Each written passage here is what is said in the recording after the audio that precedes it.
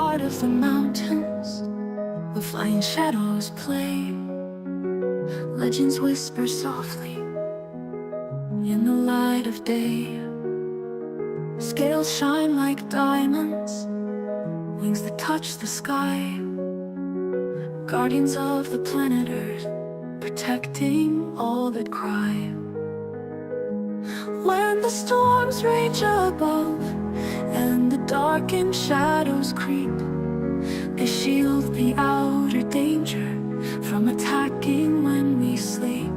Through their breath of fire, we will find our way back home. They are always there to call on, no matter where we roam. Hear the thunder of dragons, flying high above the earth, protectors of the ancient realms, hidden since our...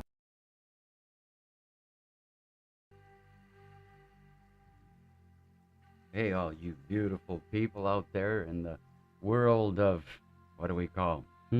It's virtual world of connectivity in today's new way of, reaching out to people. And, one of the biggest powers is that we have this ability to go around the world in so many different ways that we couldn't do this before. Back in my day, it was all about, yelling across the street.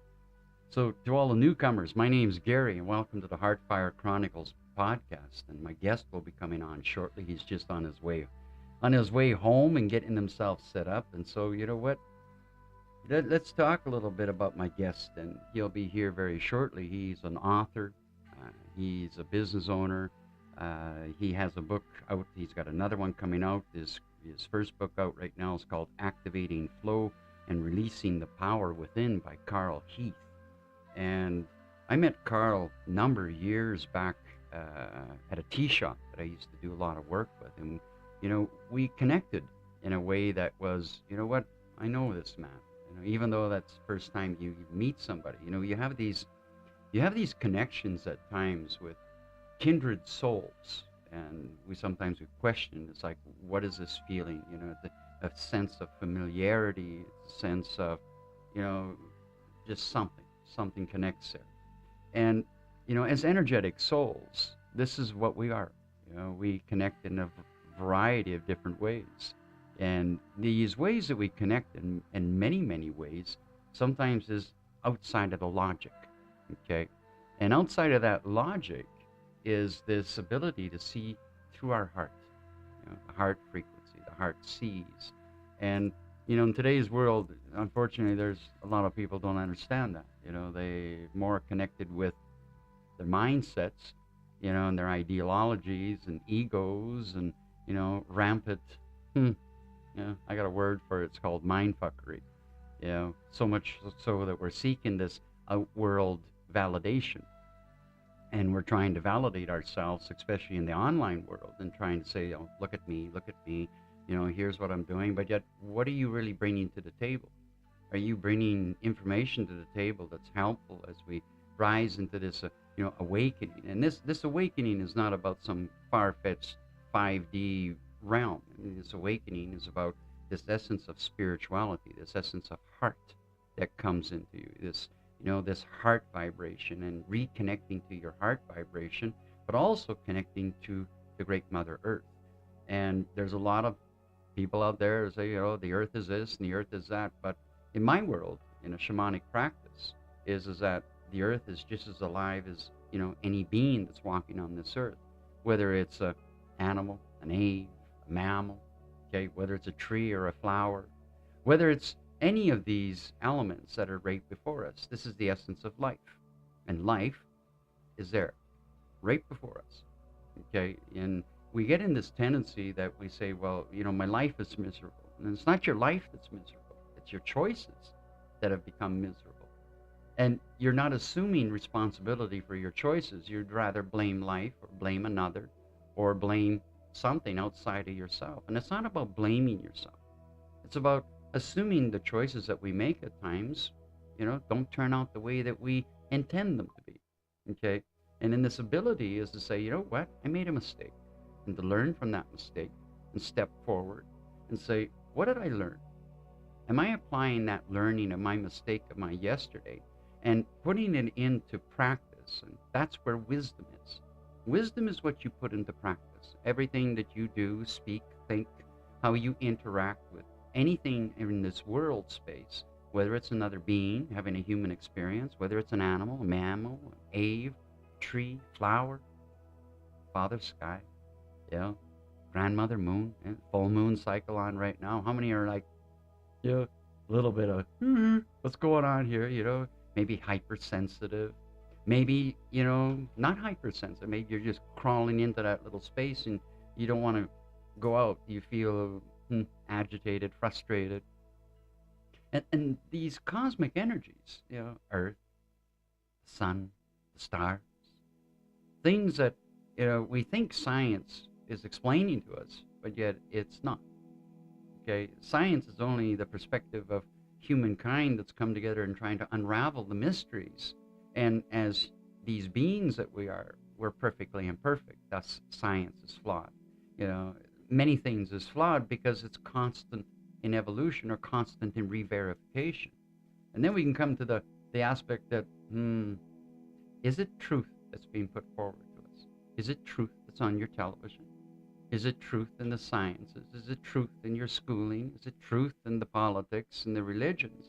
Or is it separations, containers, and, held back from the freedom that you have that comes from this heart space and not just your mind space? Your mind space is this ability to be that critical thinker based upon the programs and things that you've learned from your yesterdays. But your yesterdays are not what's holding you back. You've decided to hold on to those yesterdays and not be in this now space. You are not who you were a second ago.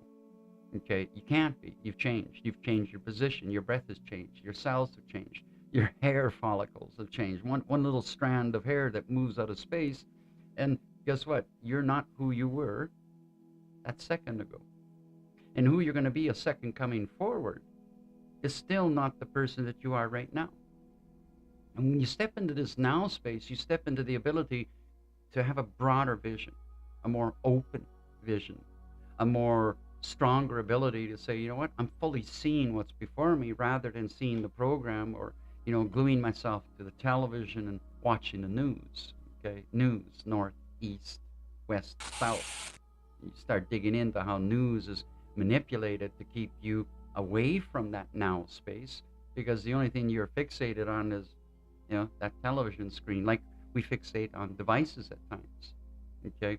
And these devices that we fixate on time narrow our visions down. This tiny little telephone, we're hitting, we're walking down the street and we're doing this. We're not even looking where we're going. And at times, how many people trip off the end of that curb and there's a car coming at you and you get pissed off at the car because you think the car should stop. Well, hold on a second. That car is 2,000, 3,000, 4,000 pounds, and you take this audacity to say, you're like, excuse me. It's like, what, didn't you see me? Well, of course he saw you. He just didn't have the ability to stop in that very moment as you decided to take that blindness, okay, because you're focused on this. And my guest has just arrived, so let's welcome Mr. Carl Heath into this and, introduce you to he'll explain who he is. And so we're just going to get this all set up. And Carl. Oh, there we are. Carl, oh, there we are. Hey, brother. How you doing? Yeah, good. How's the sound? Sorry? How's the sound? You hear me? Yeah, I can hear you. It sounds like reverberation. You might have reverb going on. Have you got reverberation on your side by any chance? Yeah. Could say turn that reverb off. Do you have a way to turn that off? Are you on a box? I'm on my laptop. You're on your laptop. So, well, you know what? We'll make do with it. I can hear you, and I'm sure the audience can hear you as well. I'll try my headphones. Okay, plug in your headphones then.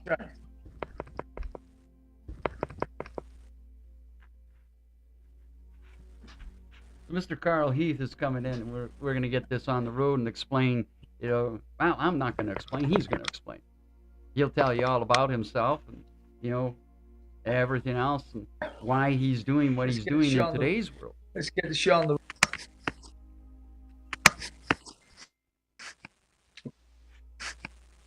Is that better? Is that better? Ah, there we go. Yeah, that is. That's a lot clearer. The mic on the laptops are, they're useless. Okay, to be honest with you. Okay, Phone and then. that's something. Phone then. That's sometime the next time we talk. Okay, we get together. I'll give you some hints about, so you can get this, better, not so much as better, but better clarity. Okay, and you'll be able to. Yeah. There's all sorts of different ways. Anyways, introduce yourself, Mr. Heath. You're on a global screen across a lot of different applications here. So, why are you doing what you're doing in today's world? Well, born in 1968. Single mom. Dad, Single mom. left before Dad I was left born. before I was The age born. of 5. The age of 5. Staying in a mental hospital. She was and too ill to take care of me. So I was taken in for the next 8-9 years in my life. And I'd gone through a lot of stress. Trauma, but the big thing was emotional confusion. Process what I was going through. Streets, got on the drugs, and then I had a breakdown. And playing sport, and it stopped moving my body. When I stopped moving my body, it's caught up with me. And then through a mental breakdown because the internal conflict belief system. I call it growing up in the children's home, the church. I had a kind of belief, but what really big heart broke through with big heart, and I could see the truth. And in the process, running, even it was like rescuing the inner child that had been indoctrinated. Okay, Carl, can you hold just a second? There's an echo that keeps cutting in and out. I know. Okay, so something on your connection is dropping in and out. Don't know what that is. Let's have a look. Shall we try it on the phone?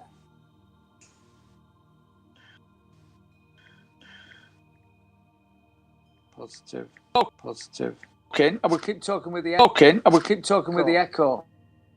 Yeah, like we can hear you, but I'm just like we're getting back to it. We just want to increase the the quality of coming that in, and it's sometimes that's what the technology is like. What, it's nothing's perfect, right? We want it to be perfect. Okay, and everybody wants it to be in that perfect world. That's why a lot of people go into the online world because they think it's perfect. But shall I come up? Let me do that. Now, it could be your laptop. That's another thing. Okay. I think it is. Yeah. With this one. I'll join the stream on. Yeah, if you want to drop out your telephone and bring your telephone on, because that's another way of doing it. Your telephone was probably got a better connectivity versus your laptop. And you're gonna have you'll have a better screen resolution as well coming from your telephone. Yeah, let's have a look. I'm gonna come out with this one. Yeah, just come out with this one. Yeah, just disconnect from this one, and then come back in with your telephone, and see if that works. We'll get it working. Technology, people. It's like, what do you want to do? We want that perfect world, and sometimes we think that the world in technology is perfect, but it's far from being perfect. Yeah, so we find ways to make it work. So just be patient, and we'll get back to this where we were. Yeah. See, now now we can see you. Even Can you hear that's me? better. Can you hear me? Oh yeah, that's perfect, bro. Okay. Okay. Much better. Much better. See, that's a that that I that. don't know where the echoes. It's pretty bizarre. Yeah, it could be. Yeah, and it might be the laptop. Resources on the laptop. There could be a lot of things. Doing the same on your phone. Yeah, stay on your phone. See, like I'll have people check. Okay. So, Kevin, is he sounding coming better?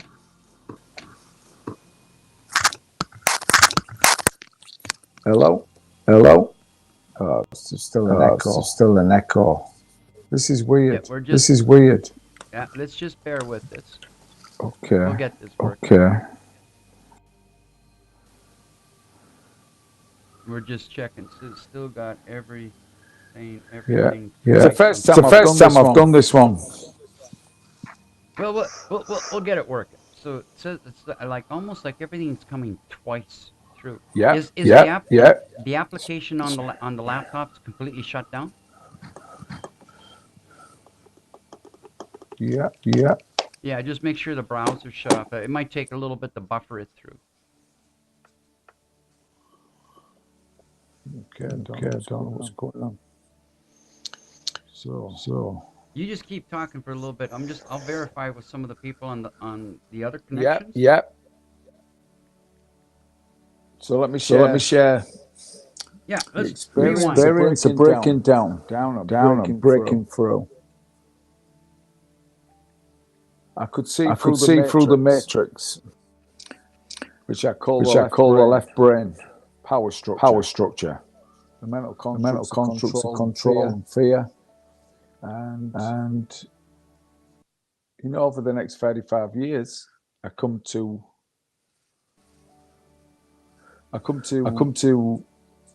just play semi-professional soccer. Got control of my life, and I had a second breakdown when I got into drugs. The drug culture. So I became a sportsman. But in the late 80s, it was ecstasy, it was cocaine, amphetamine. It was dance culture, and I got wrapped up in it all. Weekends of staying up, and more work to do. So I had my second breakthrough. I got back into my sport, and yeah. Just it went through the process of taking the journey back from the head back to the heart, and then my biggest shift was boxing amateur and professional, and then retiring from working with young people, retiring from boxing to work at a school in alternative learning. Are you still getting the echo at your end? It seems to be, we're just waiting for it to buffer through. I mean, for me, it sounds okay. Yeah. What's the chat saying? So I'm getting one from the YouTube that's saying that it seems to be worse now. It might be something to do, it could be the headset. That's one thing. Let me check with somebody else. All right. Let me check for you. Yeah, there's a delay. You've got a delay, Gary. And is there anything I can do at my end?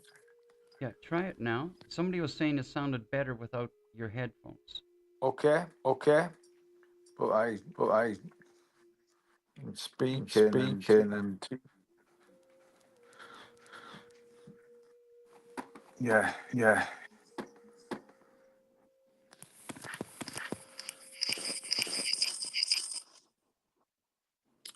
So what you might have to do is mute me back and forth while we kind of figure out what the technical side of it is. So you just go into your story.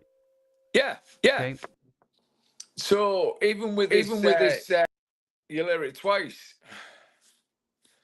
So, working in schools with kids, I started to recognize that children were, you know, youth that I was working with were switched off. Can you hear me now, Gary? Yeah, that's better. Seems to have gone. So You just tell your story. yeah. So working with youth, I started to see that a lot of these young people were switched off, and I started to study brain gym. And studying brain gym, I started to see how the right brain, which absorbs sensory information, when it experiences sensory overload, it switches off, which puts us in a left brain, situation. And a lot of kids are kind of dialing out of education, getting these labels ADD and OCD, and schools are like big pharma playgrounds. So I started to work with these kids, and I started to get them in the gym. And I knew how important movement was. So I'd coached in America, Australia, coached soccer. So I was well traveled after my second breakthrough. And then boxing was the great shift. So I developed a movement program called Boxwaz, where I would teach kids how to cross over the left and right hemisphere, how to switch stance, how to activate left, right brain, all brain function. A bit like politics, there's a left and a right. You got to be down the center. That's the truth. So and when you're moving the body, and you come to realize how your internal dynamics work, it's really all about getting back to the heart. And emotional awareness comes from being heart coherent. Three brains: the head, the heart, and the gut instinct. And something I share human technology is that a lot of us have a belief system rather than, a deeper sense of knowing. And when you get a deeper sense of knowing from the heart, you really start to download, ground, and integrate the truth. So I spent years doing that, and I started to become successful with the Boxwise program, working within mainstream schools, working with athletes, professional athletes. And I traveled.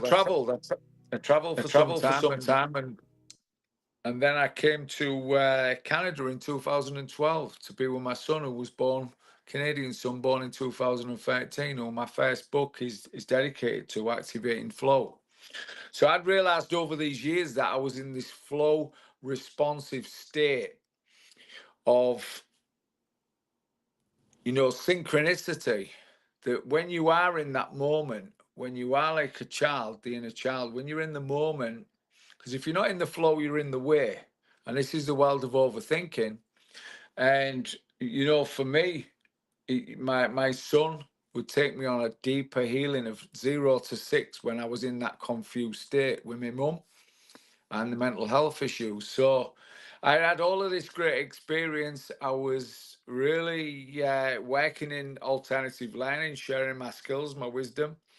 But then coming to Canada, I would go deeper, and over a period of time, I would start to develop my work next level, which would be the study of human biology and human technology being one, and how our human biology has been hijacked over time.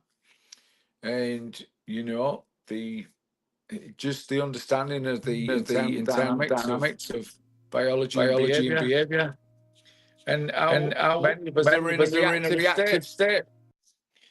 And we need to be responsive. So reaction response was something I started to teach in schools here, presentations, the ability to respond and to really, manage emotion, but understand that, we don't process in our heads, we process from the heart when it comes to dealing with deep feelings.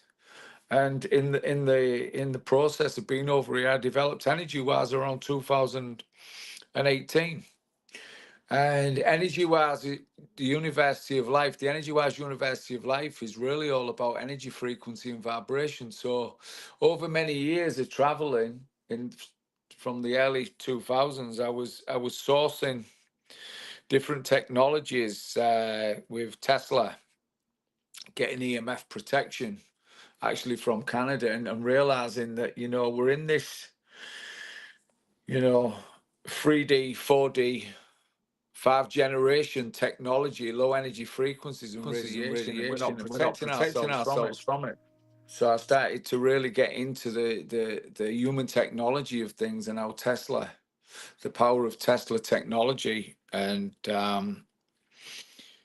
energy, frequency, and vibration. And my system is art. So A for awareness, stress wise. When we recognize reaction from response, we understand stress builds up in the mind body, and that once we recognize reactive patterns of behavior, we can start to detach them. Then we can develop the ability to respond. But in reality, we need a release, which is the R. And a release for me, what I learned through boxing, is just harnessing that fire, growing beyond the fight that I did when I retired from boxing, and just feeling the release, developing a foundation. I've done that for 28 years. So movement to me is really the key, how we move. And physically, having a release and control, release, and channeling emotional stress and physical energy. But it's also how we move in our daily lives emotionally, how we radiate, or some of us project what we're feeling, and to be really in that heart space. Many of us radiate, we're in tune, we're switched on and tuned in to that universal flow of potential.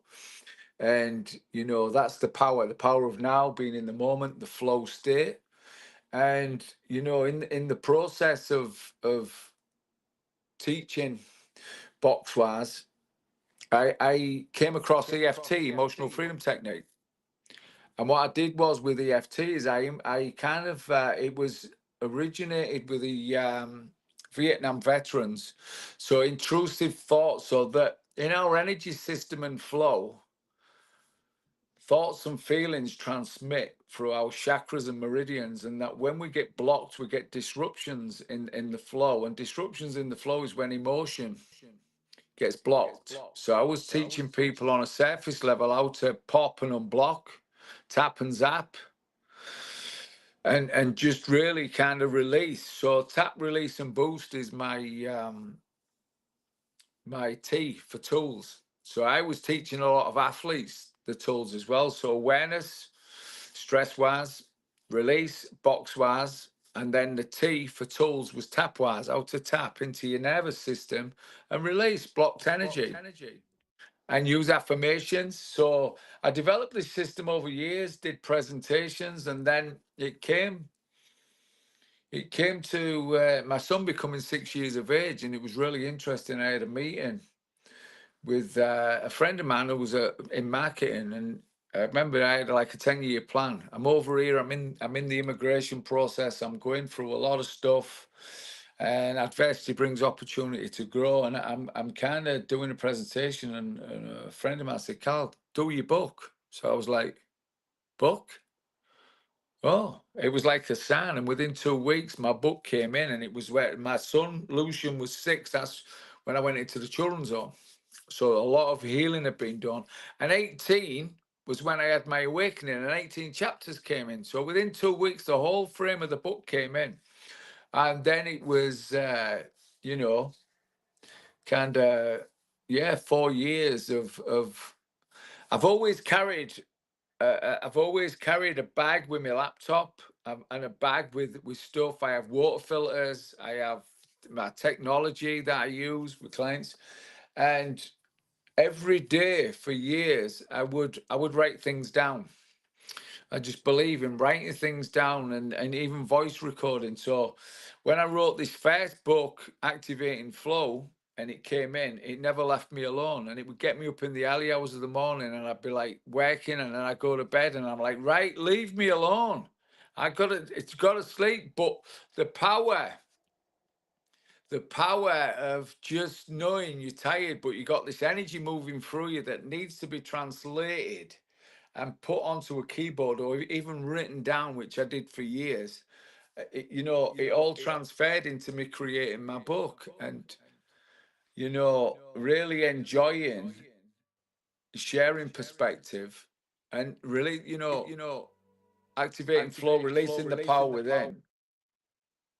I'm really proud of that book because it was a real test of staying in the flow, to share the experience of flow, and how people see, like you say, God the creator. So to me, I had the Jesus experience as part of my breakdown at 17 because I'd gone to the church, but it was really, I saw the truth. I saw the truth of the matrix, the drugs, the alcohol, but it didn't stop me getting involved in that process. I just had to go through a lot and come through. I had to feel it through so I could share the experience. And that's kind of what I did. So I've been in Canada now for 10 years. My son's 12. And I'm currently, for the last 4 years, when everything started 4.5 years ago, my second book started coming in as I was finishing my first, which I published, self-published in 2022. And I gave you a book at the cafe. That's how we reconnected, Gary. Yeah. And you know, the second book, The Great Awakening, Breaking Through the Matrix of the Mind, is exactly what I did. I broke through the matrix of the mind, the 5 sensory system that we're all catapulted into. You know, as children, we go from the playground and we're put into the mind field of thinking. And that system was taken over 1913, 1920 by the Rockefellers, and education, basic forms of control, government training facilities. So the study and research I've done into my second book is really that humanity is now breaking through the matrix of the mind. So collective consciousness is coming back to the heart. It's just uncomfortable for a lot of people, but the psychological process is that it's a real test of patience as more and more people wake up. So I'm really happy to share my perspective with this second book in what I know, in a history of who's been controlling, how mind programming, social conditioning over the last century, you know, from the Tavistock Institute to, you know, like I say, schools, basic forms of control. So then looking at the learned helplessness programs, which looked real familiar, learned helplessness, which is dependency on the state. And that was done with animals and bells and whistles and all that. And it's really how we learn to become hopeless, and we learn to take, and we take from ourselves. So like I say, you know, giving and receiving is a two-way flow. You got to put something into life to really receive back. But a lot of us, especially with the welfare system, we get caught up like on the streets. We go to welfare, we learn to take, and we don't have purpose. So for me, I've always lived in that purpose. When I had my awakenings, there was a purpose. There was something moving in me deep, and the synchronicities and trust in the universe has always been my gift, and patience, and taking the long road, which I've really been on for a lot of years. It's really interesting to kind of check yourself and just be really present and allow. So the second book is, you know, you think you finished it, and then something else comes in and just really starts to take it deeper, but really shape it and mold it in a whole new way. So I'm really excited about this second book because I think that a lot of people are connecting the dots. And once you see Waldo, you can't unsee him. And like I say, the cat's out the bag, toothpaste is out the tube, and you can't put a £10 bag in a £5 bag. So it's a process, it's playing out. But I got a really good angle on it because I don't watch television. I get my intel through good sources. Just you trust what you're in, and I think I've really just really been on a real deep dive with getting into the research and just being on certain channels and intel every day, watching, observing, and feeling and sensing and downloading. So it's the download, the ground. So you ground in, and then you're integrating. So you touched And that's base what we on do. So feeling it through. And I really share that we have the massive potential and power to become part of the great change. with all the technologies. We've got a couple of comments coming in, Carl, here. And for an example, you touched base on something, school, okay? Yeah. And how schooling's been going on, and very few it's people. left brain. Well, it's even more than that. You take the word school, you spell it backwards, you Google that term, and it's the abuse of the child's mind. Yeah, that's what that word means. And we just had a comment coming in. Language. Oh yeah, we just had a comment coming in from Don Faze McDougal, and he says my child is never going to a public school ever again. Yeah. Okay. Yeah. And we see this. Okay, like I've been an anti-conformist all my life. Believe me. It's like there was. Like I would argue with the teachers. I would argue with the preachers. I would argue with my mother. Okay. It's like, you're going to tell me to do this. I'm going to go, hold on a second. Why? First off, why? What says that there isn't another way? I questioned a nun, in Roman Catholic school. And I always tell this story. It's just like, I saw something about Darwin's theory. I was 9 years old. And I asked the nun, I says, what do you think about Darwin's theory? You want to see a nun turn into a demon? That was a demon. She came at me with a fire, okay, the yardstick, the principal's strap. The following day, being brought back into that school in front of the principal, and the principal turns around and says, "Your son can't be part of this, our schooling system because he's a bad influence on all the other students." And I went to I said it right away. My mom jabbed me. I said, "Fuck yeah." my mom says, "Shh." Okay, and I just, I was like, I was free.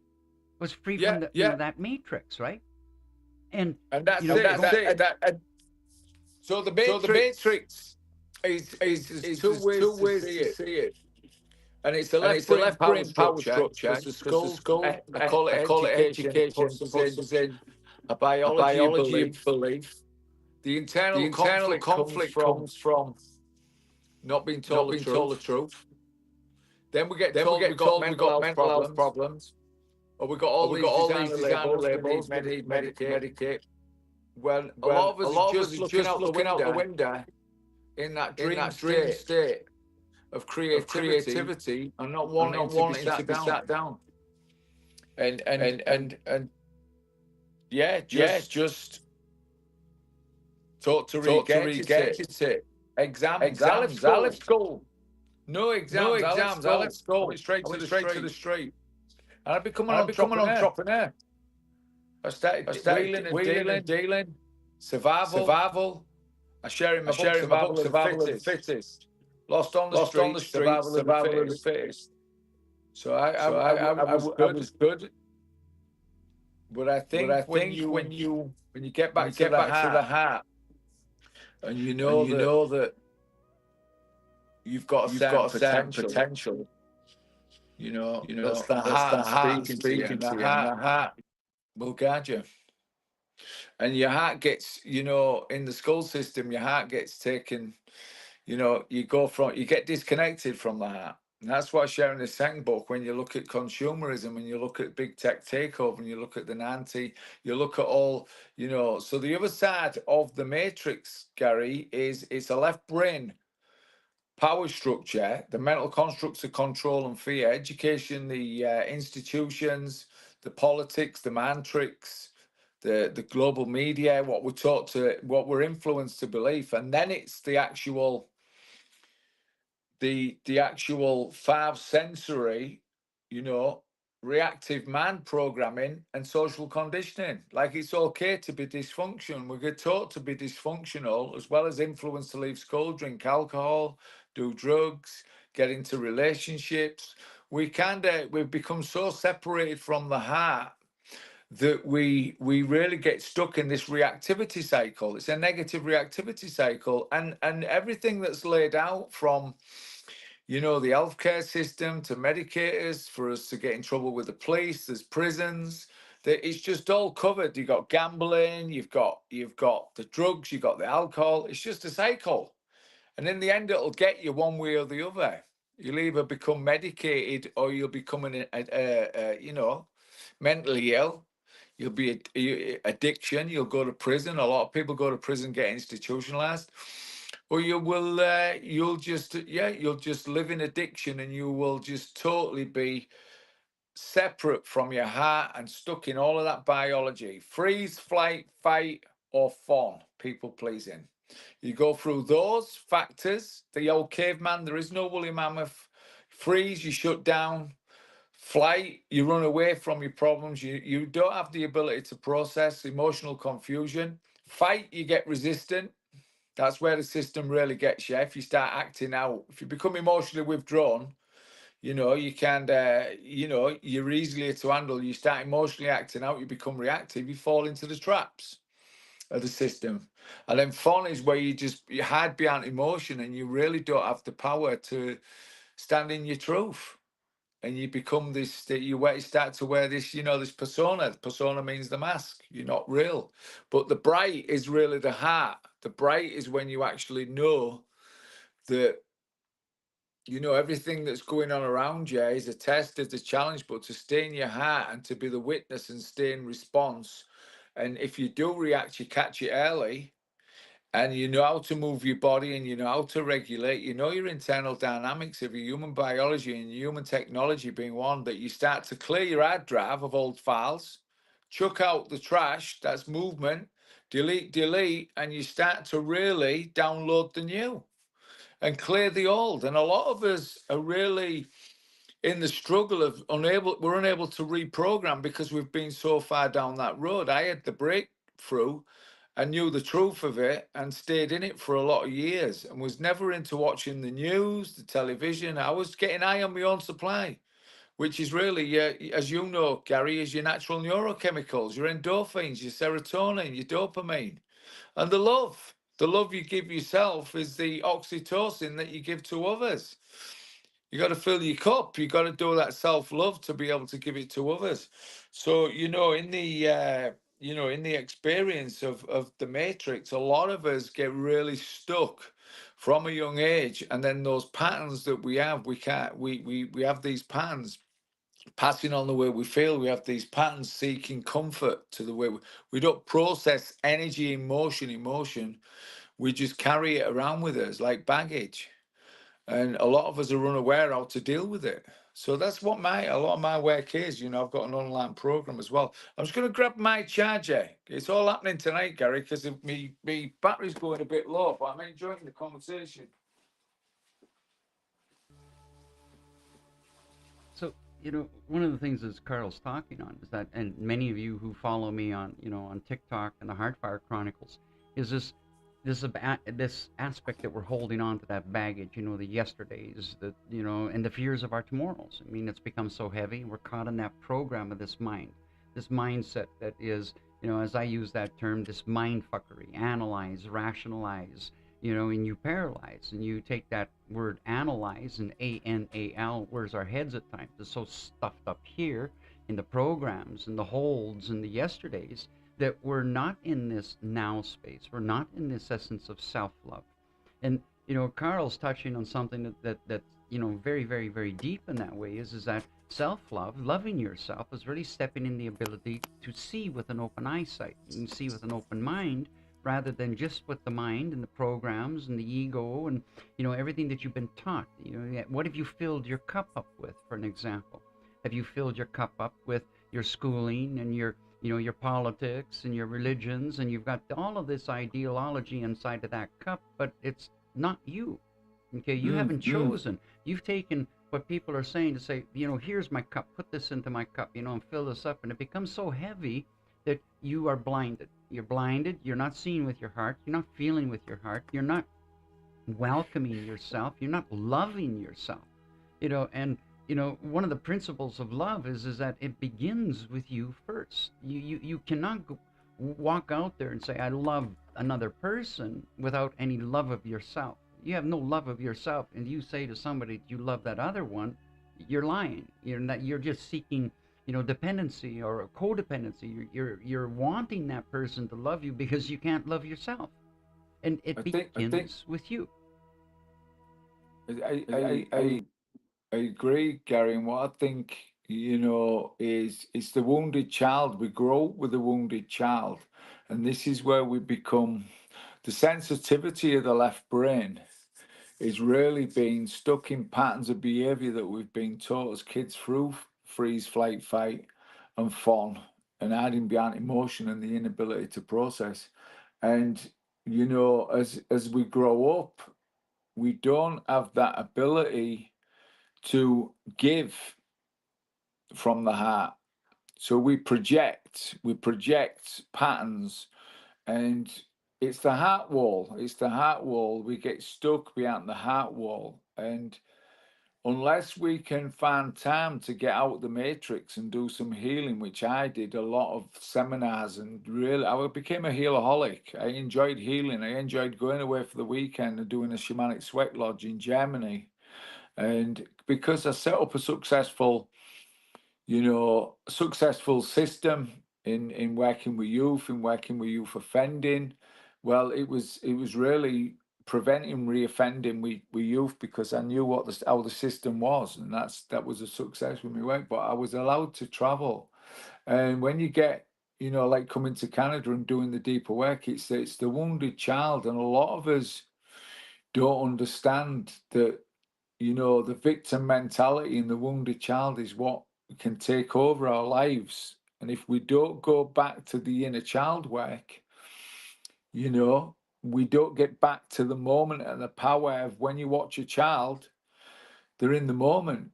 And when you watch a child in the imagination and you know, you look at like going from the playground into the minefield, the system takes our inner sense, our ability to sense from within, and our imagination and vision is taken over. So our inner sense, imagination and vision is taken over by this false reality that's been created, this matrix, which is five sensory. And when you switch on and tune in and really kind of become the observer, you know, that's where you start to understand there's great work to do. There's great character to build, but a lot of us don't have time because we're really stuck in a system that is designed to wear you down, beat you up. And, you know, if it's not rushing us around with speed cameras on every corner, it's the bills need paying, all of these aspects. And for me, I'm so blessed to be in the position to create what I've created. And I always, you know, attitude of gratitude every day is a blessing to be present, to stay in the moment. But you got to do that in a work. And when you can realize and look at your story, it's just a story. It's a program. You're running a program on your internal hard drive, human technology. You can clear it, but everything takes time. And for some of us, if we're drinking, I've not had a drink for over 20 years. I'm an expander. You know what I'm saying, Gary. I'm. You know, there's drugs, and then there's the power essence. And big pharma is mainly where the drugs are. And a lot of us, not saying that some are not, you know, needed, but when you look at the grand scheme of things, of how we grow up and we become a lifetime customer because we just get habitually into comforting and taking certain drugs. And I saw that with kids on Ritalin. I would get them in the gym and get them off Ritalin. And you see, you get eye on your own supply. But once you get into these patterns of seeking comfort, once you're told you're something wrong with you, because the school system, you know, mainstream school system will tell you there's something wrong with you. Now, I've worked with kids for years, so when parents would bring the kids to me, the kid was very in tune, but didn't understand the power, didn't understand what they had. Very receptive, very tuned in. And now with me, I'd say, whoa, very bright kid, very switched on, because I'd get him moving. I'd switch him on and tune him in. And then I'd go, oh, I'm feeling an experience. They'd work with me, and it would build a foundation for life and grow from that. And, you know, a lot of children, because they're different and get caught up in certain stuff, they think there's something wrong with them. And I always say, and I've done a lot of videos as well. If you go on energywise.ca, I've got Carl's Cup of Wisdom. There's 200 videos, and one of them is the confidence to be different. People saying to me, Carl, you're not normal. I said, absolutely not normal. Normal is numb. I ain't normal. I'm different. And it feels good to be different. And to be confident to be different when people kind of go, what's he doing? Where's he going? And to stay in that and stay connected in that, to that flow, to that universal flow, that nothing's going to shake you. And you're never alone when you're with the source. You're never alone. You're always guided because you're in your heart. You're listening. You're getting the feedback. You're not stuck in your head, welling around. We've got an epidemic of overthinking. You're in your heart and you know how to get back there. You know how to do the work. If something gets you in your head, I say that to I would say that to my son, Gary. I'd say, if my son had a little bit of friction or what have you, I'd say to him, are you in your head now or you're in your heart? And he'd push my hand. I go, okay, you're in your head. They're just thoughts. Let me know when you're back in your heart. They're just thoughts, son. And by the way, you've got three brains. Your head, your heart, and your gut instinct. So you got to use your heart, son. So let me know when you're back in your heart. And then he hold my hand. I go, Daddy, I'm back in my heart. I go, good. They're just thoughts. You're not your thoughts. It's just the process. We got a question coming from Okay. Let's see, from Lorraine, and this is a question to you, Carl. How do we start reprogramming our baggage? Well, one, recognizing that we've all got a bit of baggage. It's okay. It's just when you look at the emotion to baggage, so it's like EFT. I learned that there's ways to tap into your system to release, even though I feel angry about my upbringing, my dad leaving me before I was born. What's the aspects around that? I would do tapping and I would release it. And I would actually be free of that emotion. And I would heal from that. So it's the ability to really go healing. It's like clearing old files on your internal hard drive. Healing is good. It's a time and a place to go through the process. So baggage that we carry is really, it's like gold, it's treasure. You got to do the deep dive to bring the treasure to the surface. You leave the treasure. Got another one coming for you. They're asking you questions here, Carl.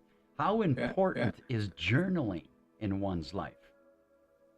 Well, I think for me, I would say journaling for me has really been,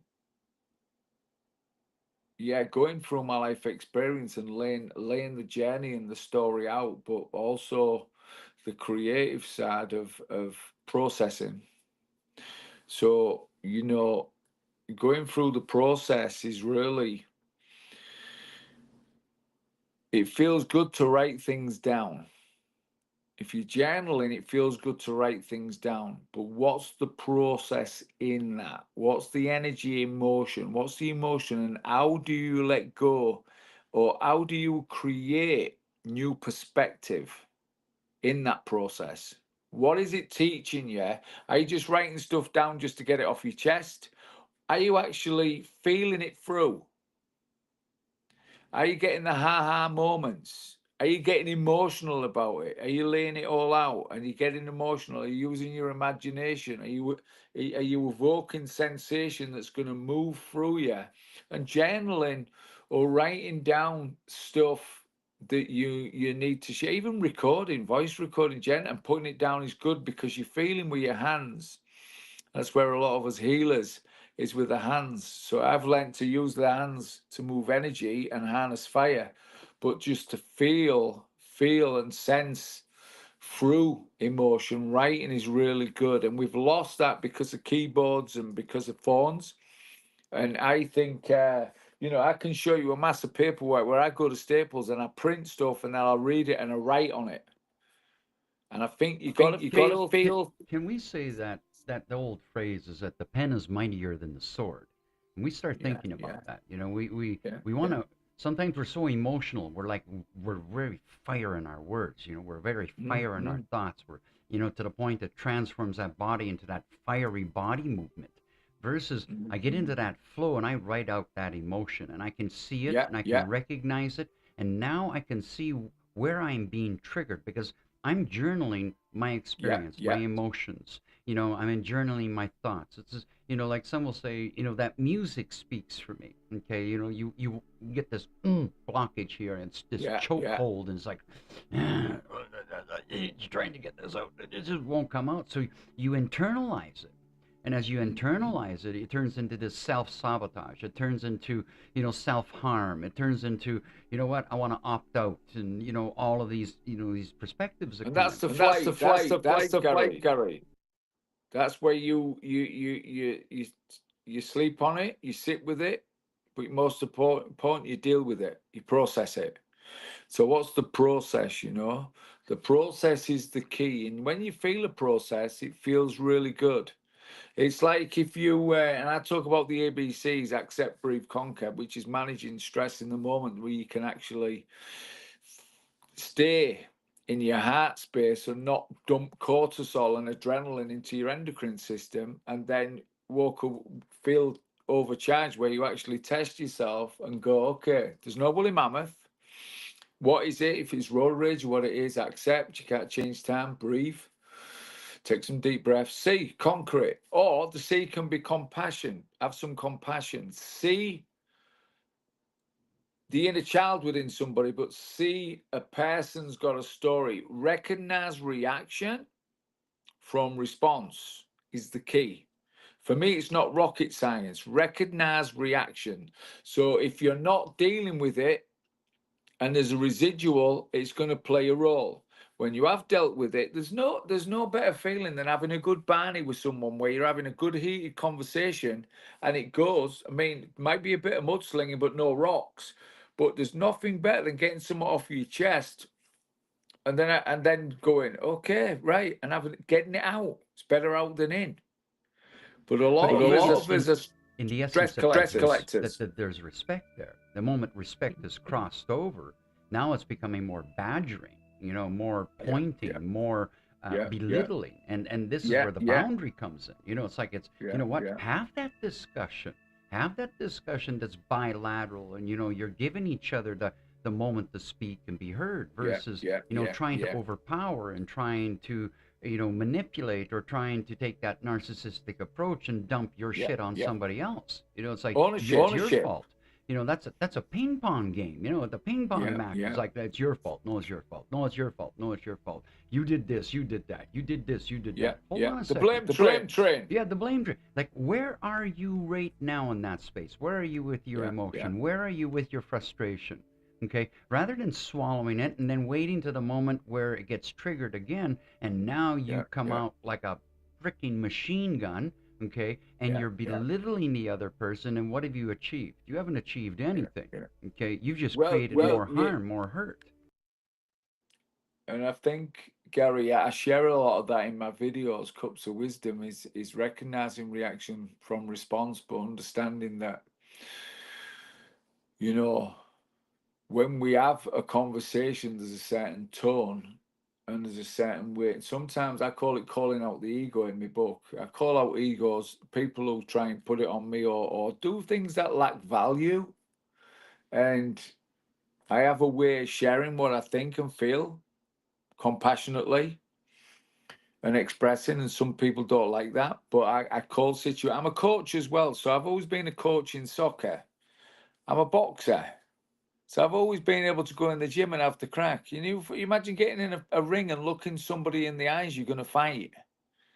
And then you're going to have this shared expression in the ring of trying to knock each other's head, trying to stop each other or beat each other on points. There's a communication. But at the end, there's sportsmanship and there's a respect that you earn.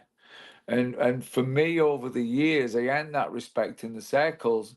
But I'm very much about, if the victim mentality and the oversensitivity in the world, people need to shake that off, but people need to recognize it. And I think people need to really take ownership. This is mine. I'll work on it. That over there is not mine. That's your PhD in BS management. That's where you don't invest your thoughts and feelings into other stuff. It's not yours. It's not my business. PhD in BS management. Absolutely. You know what we call that. We sometimes call that an HIA syndrome, and this comes from an acronym of a beautiful woman in my life. It's HIA means head in ass syndrome. You got your head so buried up your rear end that that's all you're spewing out. You're spewing out the garbage. You're texting out the garbage. You're thinking the garbage. In other words, you're throwing your shit on somebody else. Okay, and you're trying to make them offloading. Yeah. But the PhD, Gary, is really catching early somebody's bullshit and not entertaining it.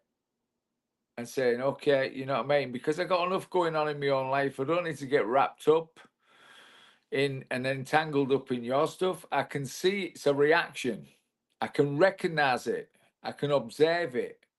Because I have a list of so many reactions that I lay out when I do questionnaires with my online program, which I've just brought out, and I've been doing it for since '97. All the different reactions of how we pass on the way we feel. It's not what you say, it's how you say it. Seeking drugs, just the whole concept of becoming emotionally withdrawn, self-sabotage, and emotionally acting out, struggling to keep the lid on our emotions. So once you actually have a good framework to recognize somebody's BS, you can not get triggered by it or reactive. But sometimes you might need to confront something if it's something that has been shared through a relationship situation. It's always good to clear out, but do it with love and compassion. We got another question coming in. Yeah. How do I escape my own thoughts and my demons? Well, you don't really escape. You kick them out of Dodge. You move them out. You clear them out. That's chucking out the trash. That's moving your body, recycling your energy, and clearing through. Getting in the right proactive environments to do that. A gym is a really good environment because you're getting the endorphins, you're getting the serotonin. It's natural. And, when you live in a certain state, especially with fear and love, with fear, you're vulnerable because it's low frequencies, and you're vulnerable to those demonic or psychic attacks because your energy is lower, because you're not raising your vibration naturally.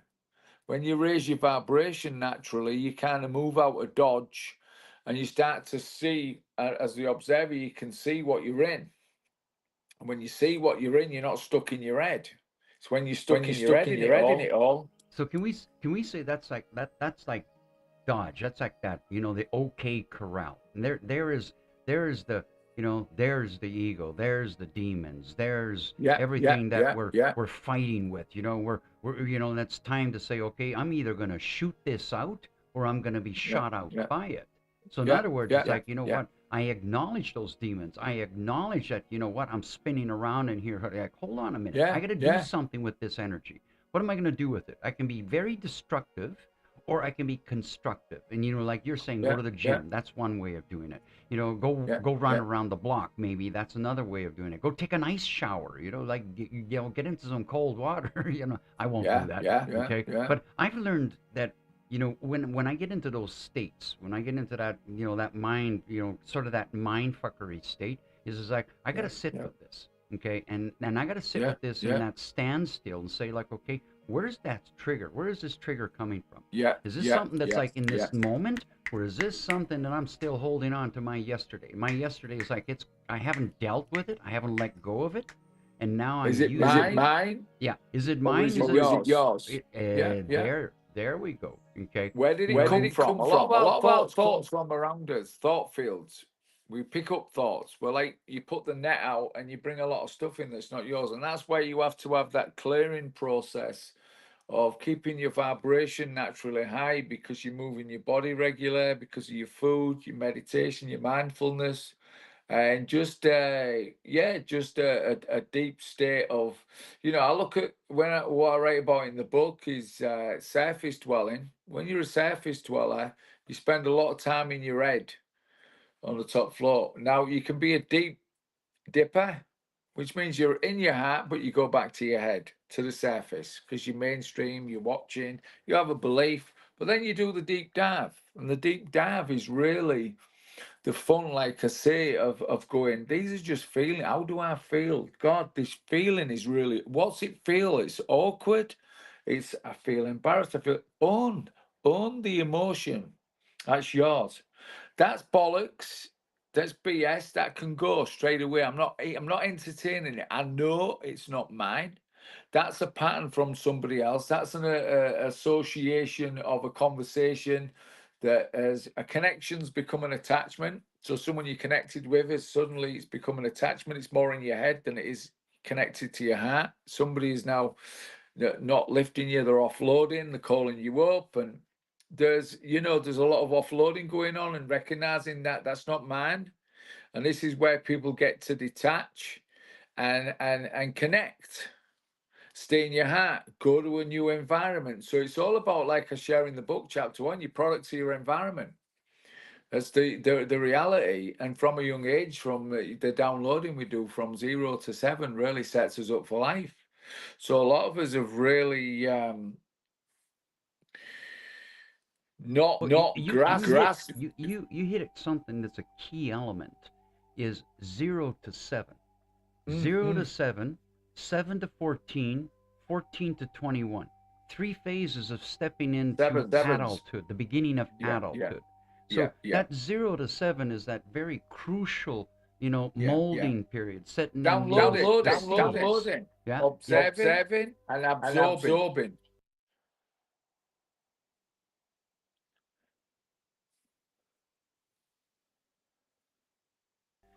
Another question coming in, Carl, is during the process, can we heal abuse, anxiety, and grief? Does the inner child play a role in this? Of course. When it comes to trauma, deeply disturbing experiences, is that, what I learned from EFT as well, with the blocked emotion attached to certain issues that you need to speak through, and then tap where this emotion is blocked. Absolutely. It's really, I always say, it's like going in the morning and looking out your kitchen window into the garden, and you're washing the pot, you're having a drink, and you look at this big pallet of blocks, and you look at it and you go, oh, it's too much. It's too much. Instead of going, right, okay, today, I'm going to take one block off. It might be grief. I'm going to process through it. I'm actually going to get in a space. I'm going to get present. I'm going to move through it. I want to feel it. I want to feel it to heal it. And what the heart can't delete, the mind will repeat. And the process of going, okay, I got a lot of shit going on. You got a lot of growing. Because the average person is still, they say, 11 to 14 years of age, not grown up, because of certain patterns and certain lack of growth and leadership and understanding and lack of purpose. So when it comes down to emotion, it's like writing down. So if you journal, you go, okay, I'm going to write down. EFT you can get anywhere. And Gary, there's different ways. What am I feeling? What it is? So a journal. Okay, right. I'm feeling. What am I feeling? Getting in a space and feeling. Getting rid of the noise. So I'm feeling really angry today. Some dudes pissed me off. Okay, I got pissed off. What's he triggering? I got to go into the deeper layers. Okay, what is it? What is it? I can write it down. And that's like with the EFT. Even though I feel angry, it's this person's pissed me off. But the truth beyond that is there's more to it. I'm willing to explore. I need to go deeper, and I just need to let go, and I need to feel it through. And it's surprising what feedback you can get when you really look at that. I totally agree with you on this. So, I do, when people ask me about the inner child and I take them on the journey to the inner child, and the healing process and the acknowledgement of that, the process of the inner child, like loving your, inner child, speaking to your inner child. So, you know what? I love you. I see you. We are one versus pushing my inner child down. My inner child, in great deal of what I teach is that it holds our highest potential, because in the innocence of our inner child, we're so open to the world around us. We want to explore, we want to create, we want to be joyous, we want to smile. And we go through things in our childhood, and many of us have gone through child abuse, and we push that inner child down, and we say, like, no, I don't want to go there. So we're pushing the physical memory of our childhood, but we're also burdening that inner child down there. Okay. So we're not coming into the power the inner child has. And then we just had another comment coming in. It says, from King Blue Eyes 335 says, I try to fight my demons by throwing myself into work. Is that normal? That's a good one. That's a reaction. That's a reaction distraction. So that is, in a way of working more hours, distracts you from doing the work. So, it's easy. Again, it's television's a distraction. Reaction distraction means that you've got stuff to work on, and it's really, it's not a response to do something when there's some good work to do. So, if you have a certain reaction, and it can be a reaction is, I'm going to go drink a few pints today because I'm really pissed off at work, so I'm going to drink. I started as a school teacher, thought I could help the kids, and now I'm doing 40, 60 hours a week, and I'm totally managing behavior. I've seen the system and how it works, and it's, I just think it's just a really interesting process when you learn what reactions are, but you see the human side of them, and you go, okay. The truth. Can we say that this is in the core of it? It's evasion. We're avoiding ourselves. We're evading. We're burying ourselves in television. We bury ourselves in the work. We bury ourselves in the drugs, alcohol, the addictions and everything, because we don't want to say, you know what? I am fucking worthy. And I am worthy. And then, you know what? I am an emotional being. I'm having a sensorial experience here. Hold on a second. Somebody just pissed me off, and I'm going like, okay, like I'm eating this. Why am I eating this? No, I got to find a way to work this out. I'll go work in my garden. I would go work in my garden. I'll create, whatever it is to get me into that moment where I can say, you know what? I'm going to go into a standstill. And that standstill with me is to say, okay, I see where I am with this. My mind's going... versus bringing myself back into this now moment and saying, I have a choice to make here.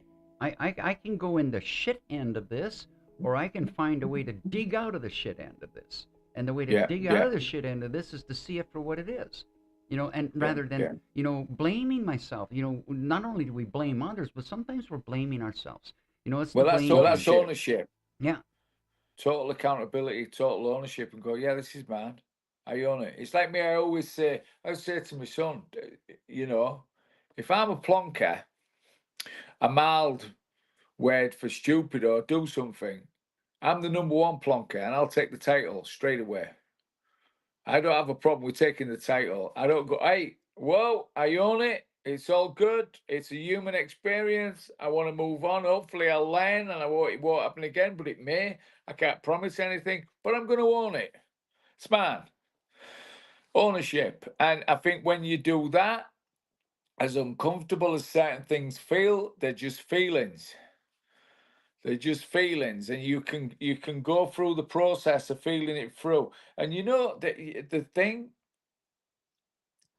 the greatest thing that we lose along the way, Gary, me, is a sense of humor. It's not taking ourselves, that's the ego. We take ourselves serious. We're easily offended. That means when I make a mistake, I can laugh at myself instead of getting like angry with myself. What a plonker.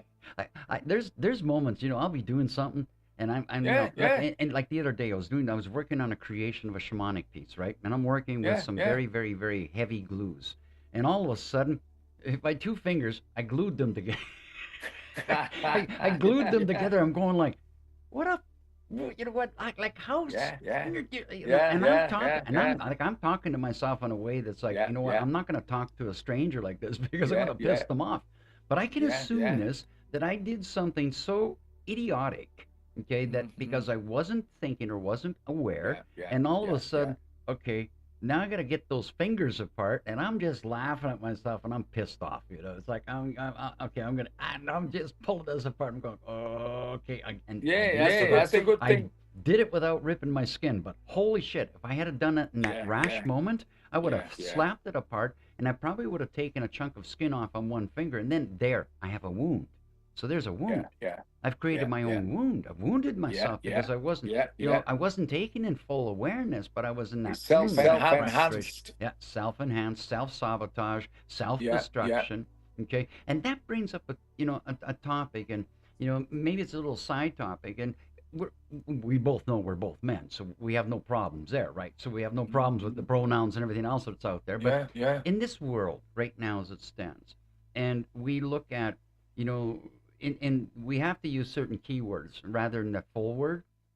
So the opting out, and when we look at the opting out that many a human does at times, and we look at the percentage that affects men in this world versus the percentage that affects women in this world, and it's an international statistic that 80% right now of men are opting out. How do you see this? How do you see Well, this what's going on with this? Gary, it's the biology, it's human biology. If you look at the soy boy generation, but you look at man not being able to be man because suddenly the woman comes into the work zone, it's all been convoluted. The masculine and the feminine has been, men have been been feminized and women have been masculized. So you've got now men who are not connected to their hearts in the feminine power, the soft power of emotion, emotional maturity, who are just reactive, and the masculine of I've got to knock the wall down, I've got to go through. And after a while, the freeze, the flight, the fight, man loses his way. And a lot of men can't be doing the fawn, which is people pleasing. And if they do, it's a sinking ship. Freeze, flight, fight, fawn. If you're bright enough to know your heart, the masculine and the feminine, and you know your heart is where your power is, the feminine, the divine feminine, you know, of just being really in tune with your power, and knowing your power is energy in motion. It's emotion. And you know, at the end of the day, you got work to do. You know, at the end of the day, that you've got to go create, co-create. But yet, over a period of time, you've been flattened by the matrix, the system. You're sleeping in a basement. You've got no hope. You feel helpless. You go drinking. You can only go down that road before you hit this big wall. And that's why we have suicide rates. And as you know, with me, I travel Canada sharing my journey of breaking down, breaking through mental health and addictions. And traveling across Canada is just so fascinating to see how many men are stepping up now to take ownership and go, I want to do the healing. Because you know what we share is you got to get back to the heart. You got to be able to confront. But what tools have you got to do that? A lot of people don't have the tools.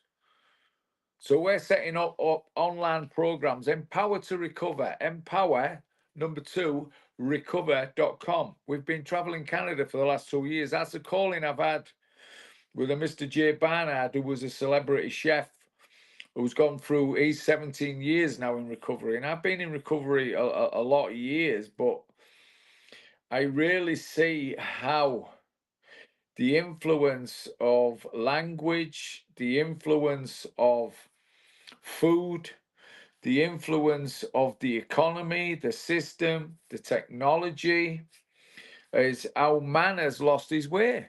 Man has lost his way. Can we also attribute this in many ways? Because I see this, I see where, many a man that has been stripped away from emotional availability, emotional Yeah. intimacy, emotional Yeah. presence, because we've been told as the boy growing up, it's like men don't, boys don't cry, men don't cry. We're not to be, we're not to be soft, we're not to be tender, we're to be stoic and big and to be the warriors and go off to war Masculine, and all of that.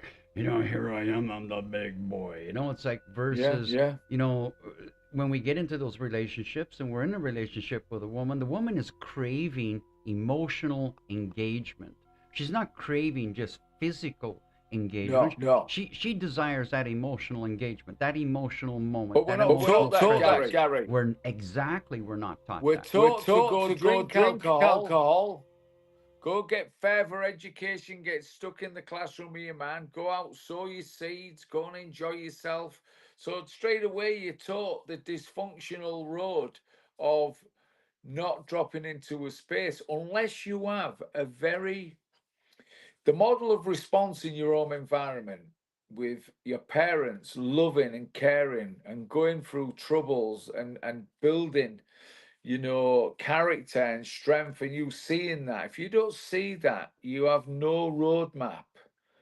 And what's happened to the family? The family's been broken by design over many years, by the system, by the mum that would stay home and nurture the child, and the school was had a certain way of educating our kids without all the emotional confusion there is today. Because that's what it is. It's emotional confusion. I don't know. It's emotional mindfuckery. Vulnerability. It's emotional mindfuckery, because the thing is that we're not taught this. We're not taught emotional engagement. That there's nowhere in our schooling that we're taught Intelligence. Yeah, and intelligence, and the ability to we're not taught love in school. What are we taught? We're taught consumerism. We're taught to be number one. We're taught to be the alpha. We're taught to be better than somebody else, get the higher marks, be the best of the choice, be the best of the class. And we step out into the world with this ego that's blind. And now we don't care about anything around us. We just like, what? I want what they want, and I'm going to get twice as much. Okay? We just got a comment come in as well. It says, somebody's asking, how can I support my mom when she don't want to be better when it hurts me?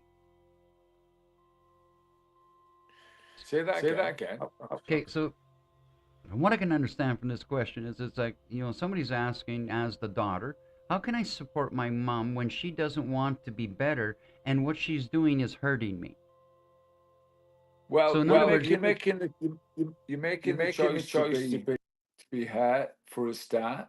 Which is understandable, but you have to love people with compassion, and family and friends of many years. The world's changed over the last 4 years. There's been a polarization of people being on different frequencies. You got the heads versus the hearts. You got this, this whole programming, and I look at the fact that I know people that are casualties of this spiritual war for the hearts and minds. So I see people I know that are suffering and struggling, and all I can do is give them love. I can only plant seeds, and I can't be resistant towards them if they're not open to receiving. I just have to keep my door open and give when I can, and stay true to who I am with that love. It's a bit like. I agree with you on that. I've been asked this question many, many times as well. It's like, if a stranger teaches or treats me with disrespect, I don't accept it. So I have a boundary. There's my boundary. That stranger. I'm not wishing them harm. I'm just wishing. What? I'm not going to engage with you. That's it. You know what? You don't respect me. You have your story. I have my story, and my path doesn't get in your path, and your path doesn't get in my path. But that same boundary applies to, my family. Applies to whether it's my son, whether it's my mother, my father, my brother, my sister. It's the same boundary. Okay, and I cannot have a bunch of different sets of boundaries, because if I have a bunch of different sets of boundaries, I get convoluted in all of this, and it's like I'm allowing this one to hurt me because, oh, you're my mother, or you're my brother, or you're my sister, or you're my son, or whatever. I'm allowing you to disrespect me, but I won't do that with a stranger. So my boundary is quite simple. That doesn't mean I close my door. My door is open, but I'm not going to chase you. I'm not there to fix you. I'm not there to heal you. I'm not there to hate you. I don't hate you. I'm just saying, you know what? I'm not going to deal with your story. Your story is yours. I wish you all the best. And what Gary, is it's called entanglement. When you grow up with family and you go through the process of, moving into adulthood and family, a lot of families break. And the reality is the only way you will grow from that entanglement is breaking from the pack to know and become who you truly are. And you can't allow people to, attack you or be resistant. You make a choice to feel a certain way, and if you can see with compassion where somebody's at, that's like looking at a lot of my family have watched television for years. Well, it's common sense that they're brainwashed. Why should I try and fight that? Why would I even try? You're a casualty of the television, the CIA. You're not aware of this, but I've done the research. I have my perspective. I'm not telling you what to do. This is my view and opinion. You have your view and opinion. You come from that place. It's all good. It's all good. So when I have a depth of awareness, or I go and I do it's okay. I look at family who drank the Kool-Aid for years. It's okay. I'm not here to tell you or try and force the truth down your neck. I'm here to plant seeds. I'm here to stay open, non-resistant. I love you. I'm here to change the subject if need be. Bring humor in. Have a laugh. Have a joke. I love you. I gotta go. I don't have to get into them conversations. I don't have to get all eaten by somebody not doing what I'm expecting them to do. I just have to let be, let go, so you can let in. Because if you can't let be and you can't let go, you can't let in the good stuff. You're just going to carry stuff, and you're going to think, it's a bit like interesting, the conversation.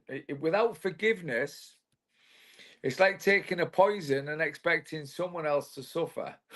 It's so true. well, it is, and the greatest forgiveness of all is not me in forgiving another. It's forgiving myself for my engagement. Because I at times we just, there is, for me it's simple. At times I cannot forgive the action. I cannot. I'm powerless. I'm powerless to forgive that. I don't wish them harm. I'm not in resentment. I'm not in anger. I'm just in, you know what? This doesn't belong to me. And so, but I can forgive myself, because the power of my self-forgiveness comes back to me and says, you know what? I love myself enough to say that shit doesn't belong to me. Okay? And I'm not the one that's going to forgive it. That's up to Creator. Creator will deal with that. Karma will deal with that. That doesn't belong to me. Okay? So I don't wish you the harm. Okay? I do have a fine border. And that fine border is when it comes to harm towards a child. Which is the core of my way.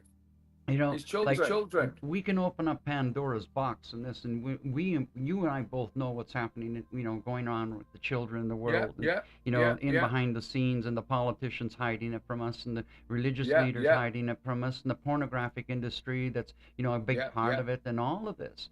And, when I get talking in this is a whole podcast on its own. But the point is that child is innocent. That child is innocent. That's an innocent life. Okay. And even in that adolescent, even in that human, whether it is an adult or whether as the adult, and you're being used for something that is of a dark side of, the other side of things. I don't have the power to forgive this, but I do have the power to speak about it. I do have the power to speak about it and bring it out in clarity and say, you know what? There's something wrong with this picture. There Well, is something wrong. there's no way back, Gary. It's like you look at good people trapped in certain systems of control. You look at emotionally blackmailed, financially controlled. You look at blind peddlers.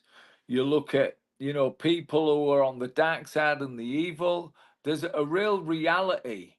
But this is where, for me, the work I do and the real depth of what I do is these generations coming through, is that in this great shift that we're in, we got to teach. It's inspired learning. It's not education. We've got to teach kids to stay in their heart. So how do we, you know? And what I was going to say there, as you was talking, is that, and I've done a lot of it, and I do a video about the man I was is not the man I am today, and it's breaking the cycle and knowing, looking, and really seeing the old of everything that you've been involved in, which I share in my book. And you really start to see how you've broke through, the cycle. And that's not easy, but then you see what's going on in the world. And for me, my calling is really to help people sharing my story. But the core of my work is challenged youth. And challenged youth is really young people that just need to build character and understand the true power they've got inside of them. Don't become a victim. Build character. Got to dig. Don't become a lost soul. Find your soul power. Build and work, and there's going to be more of this. As you look at healing the world and building a new earth is possible because there is a conscious awakening of more and more people. And this technology we're having now when we're conversating is that a lot of content providers, a lot of amazing people I've connected with doing podcasts, and I enjoy just sharing perspective. I just know that everything we're in now, it's like being on a bloody movie set, but everything we're in now is part of the great shift. We're in an age of truth and transparency. So there's work to do, but there's ways to heal. And the ways to heal and really look at the energy, the frequency, and the vibration raising is being learning to surf on a new board.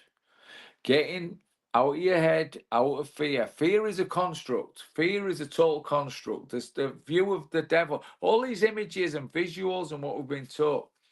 Love and connection and source is real. And once you feel it, you want more of it. But you got to do the work. You got to do the work. And for me, purposefully is you give, you receive. So I've had the opportunity to work with a lot of young people and work with athletes and just share the message and the journey, reaction, response, and just the power we have is really coming from the heart and just being in the moment and just learning when there's work to do. If you ain't in the flow, you're in the way. And if you're in the way, you got to do some work. Get back in the flow. Go with the flow. And if something comes in, go through it. Don't ignore it. If it's BS, kick it out. If it's something working, if it's something you want to laugh at, if it's something you need to own it. Get back in the flow. Stay in your heart and understand that's the best place you can be because you're free. But if you're gonna kind of go, I'm gonna look back. The past equals preoccupied about spent time. It's gone. If there's emotion inside here, there's old files on your internal hard drive that you need to work through. Pick a time. Go through it, find a tool, go see a healer.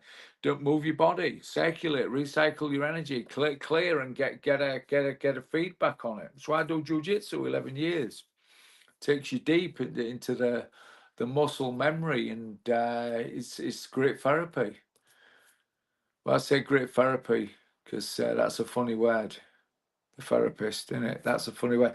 But it's the healing aspect. Don't laugh, Gary. I know you got that.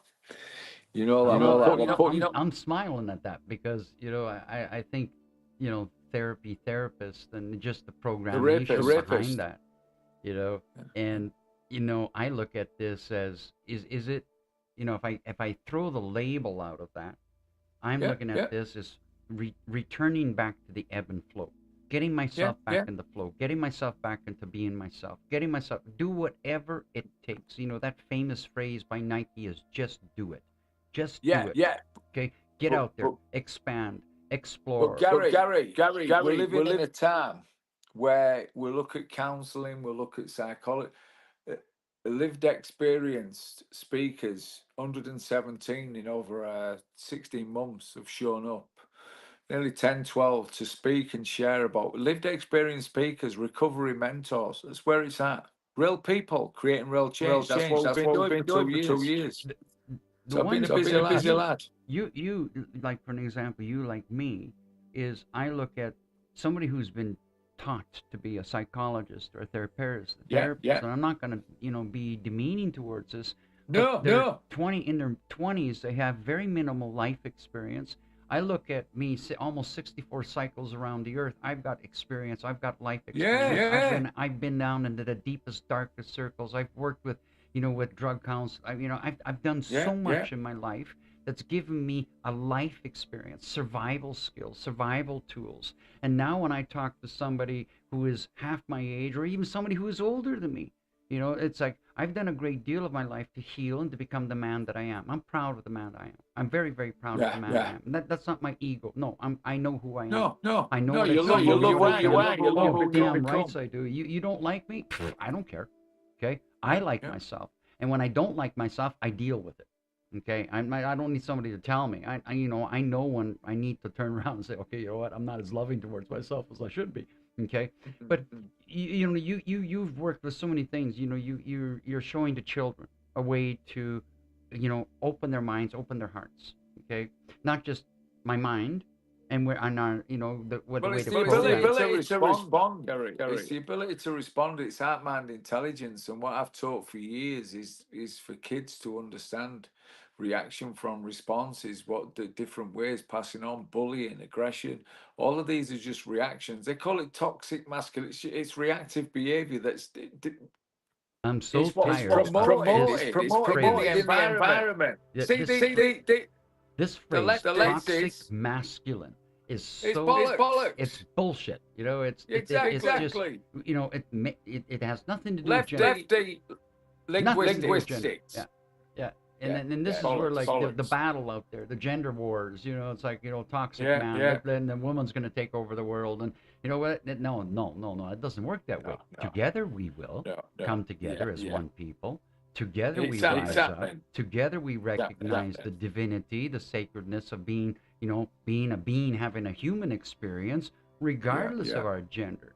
Okay? And if we come together in that understanding through the heart frequency versus just the ego, okay? Like, for me, my ego doesn't exist. I know it's there. I'm very aware of it because on the outside world, there's 80% ego running rampant. But I did a video about the ego, Gary. It's all right on the passenger seat, but when it's time to get the steering wheel, you need to drop it off at the station. It's the ego can be characteristically competitive. We compete and we compare, but it's this taking ourselves really serious where we don't lighten up with, failure. It's like losing. You never lose. It's all of these words and language that teaches I'm a lose. No, you're a learner. What you got to learn? What are you going to gain? Success comes from how you deal with failing. They're just words. Words and people get all caught up in the framework of words because the linguistics have been designed by your left brain constructs. Yeah. It's like be mindful. Look at the mindfulness industry, and it's like, be mindful. I'm a mindfulness coach. I'm a mindful this. I'm a mind. It's it's not about the mind. It's about be aware, be in the heartful, be in the awareness of the now space. And I'm in my heart space. I'm not trying to fill my mind with be mindful. The word mindful right away is telling you mindful. Fill my mind. Here, throw some more in me. Mental health, Gary, mental health is, and I've spoke about this for a lot of years, and mental health, you don't process in your head. It's heart health that develops mental strength. And it's all about mindset. So when you think about what I would taught to think, mental health some, don't get me wrong, some people have mental issues and stuff that get taken down certain roads, and you can understand that from trauma or just genetic or whatever it is.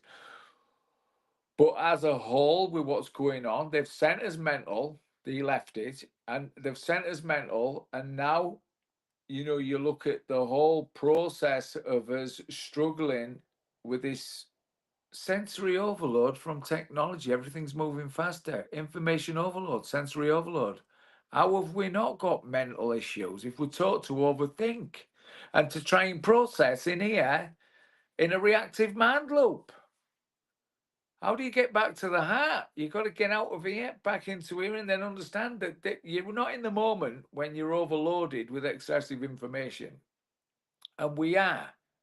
But I can be present and move through information and not, I always say, observe, don't consume. Be the observer, don't consume. So people go, oh, this fear porn, I go, just observe it, don't consume it. So, how do people get a hold of you? You know, what's the best way to get a hold of you? You know, it's like do you have a website? Website, energy-wise. Shall I put it in the chat? Where's the chat? Can I get on the chat here? Can I get on the chat here? Where's the chat? In here. So I can put this in here, yeah? So people can email me at Carl at energywise.ca.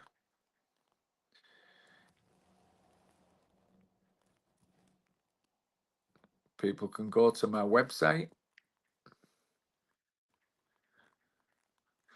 energywise.ca.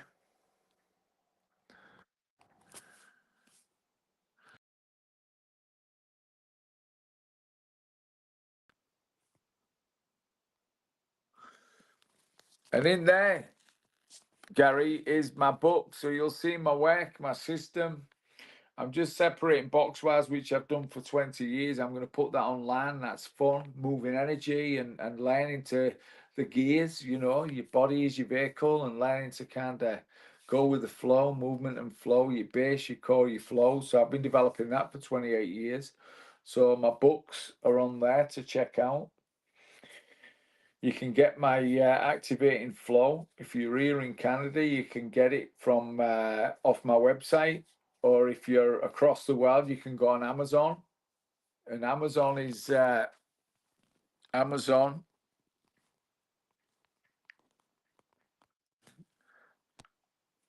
Activating Flow.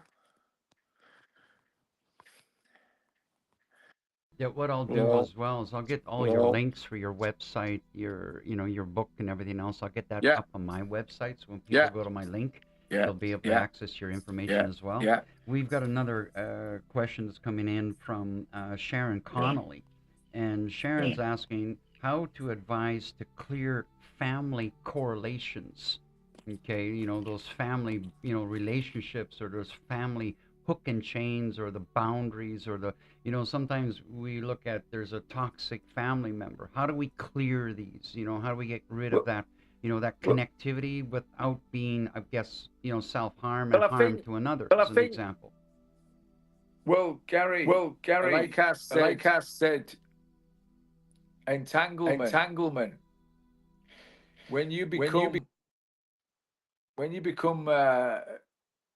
mature enough to step into your power and stay in your power, you won't give your power away, and you'll be able to communicate more consciously. You'll be able to communicate more consciously, and like you say, with boundaries and understanding how people tick around you, is the ability to detach.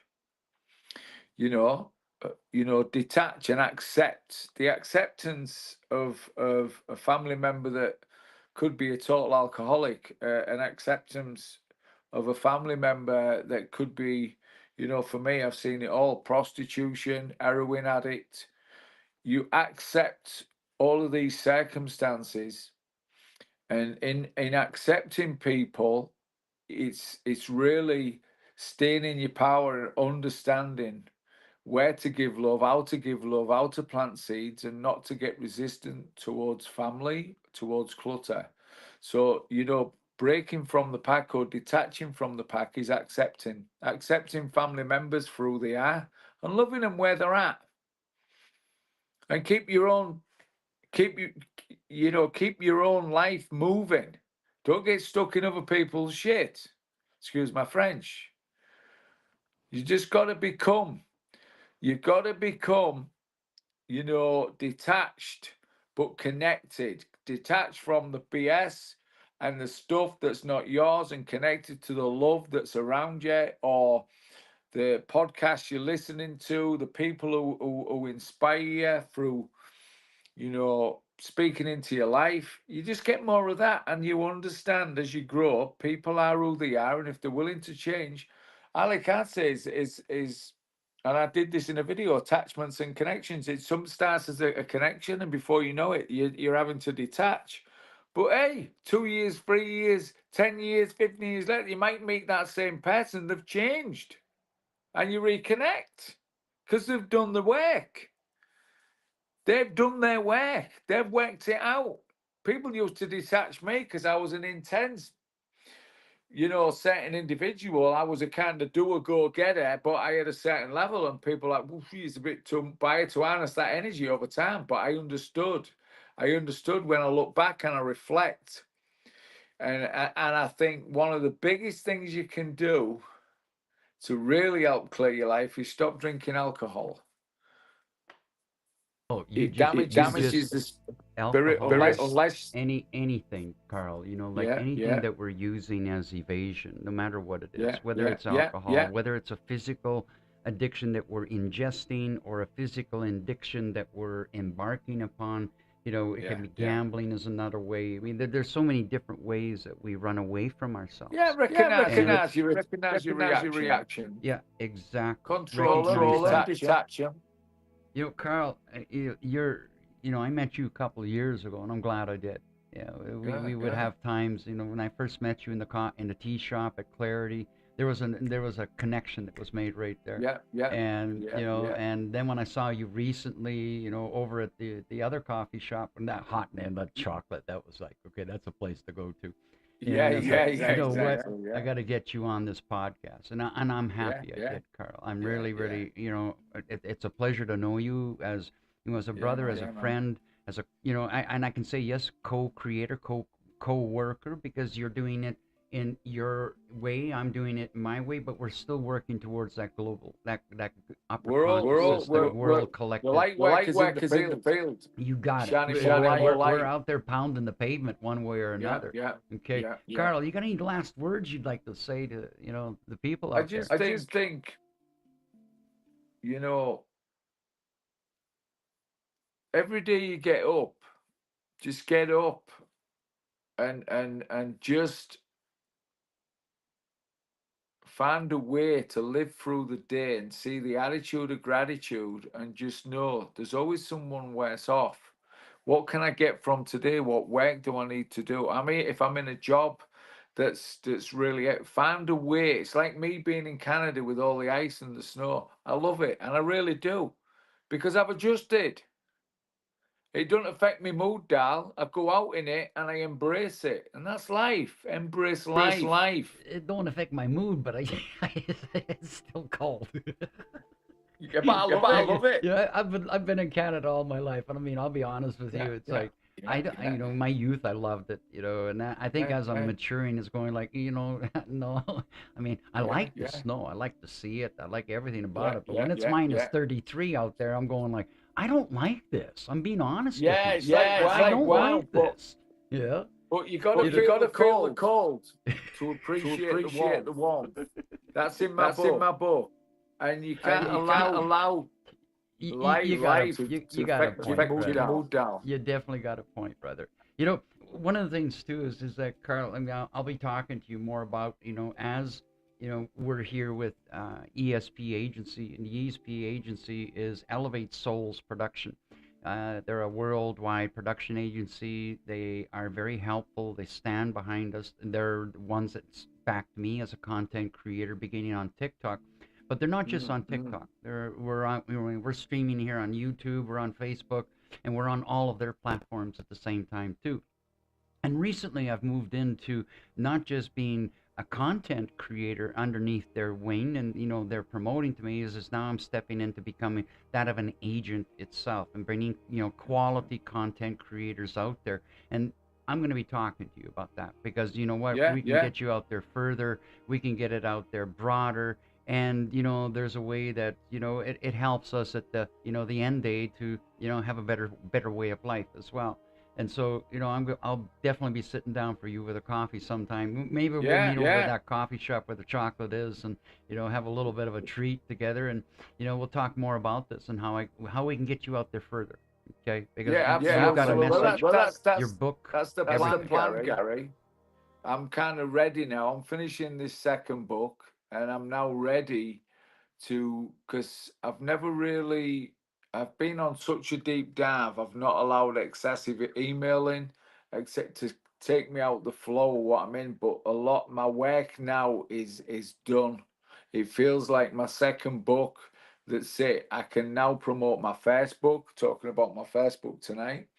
And I can enjoy really getting off my chest, connecting the dots, seeing through the matrix, and sharing perspective with people to bring people back to the heart with my second book. So I'm going to be sending you the link to that second book as well, and how to access it at the back of my website, because that's in process. That's going to be published soon, and I'm excited about that because I've got that right out over in the States as well. I'm getting really good feedback because that's a calling.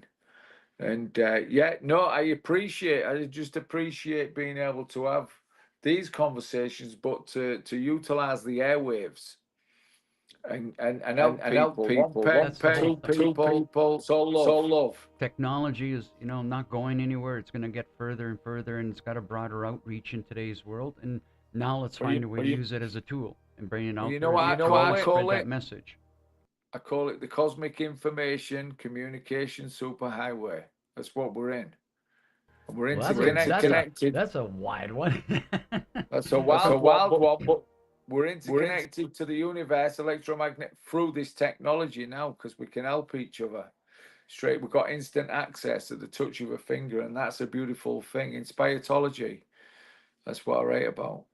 And that's that. I began in 1988, just to finish off with this. I began in 1988, and before I even got into computer engineering and where it took me over the years, I was doing something else. I said, and I saw the technology that was sort of, coming forward, and said, I'm never going to get into this. I'm not going to get into this shit, because you know what? It's not going to do anything for me. And here I am. I spent, a good majority of my life in technology from 1988 up until 9/11. And I've seen it expand. I've seen it grow. I've seen what it's become today. I see it as a tool. Unfortunately, in today's generation, they haven't seen what I've seen. They haven't seen what you've seen. I mean, we grew up, we were out in the streets, we were out in the bush, we were out digging holes, we were out getting muddy, we were climbing trees, falling, breaking bones, swimming in the rivers. And today, most are swimming on the internet. So I'm, part of bringing this forward, and this is to see that, the super information highway. Yes, there's lots of information there, but we have to go with discernment with it and be careful what we're feeding ourselves, because it's the same thing as what am I feeding myself with that television? We talked about that, Rockefellers, we can go into that, the changing of the frequency, from the 432, the recording industry, to the 440. That's what I say. So Gary, that's why I call it negatology and inspiratology. It's knowing the truth and what moves you deeply and how to access it. Final last word. What do you got to say? Love. Good. Love I'm with Carl on that. Love the people. Spread the love. So for everybody that's been here tonight, thank you very much. Yeah, we had some technical glitches. We're trying to, it happens. But, on the bright side of things, consistency is everything. So if you stayed with us here tonight with me and my brother Carl, thank you very much for being here. Thank you very much for being part of a collective uprising and allowing us to bring truth out forward and helping you go forward and understand who you are, to remember who you are, and step into the power of that heart. And like Carl says, it's about love, and love is not a weakness, it's a superpower.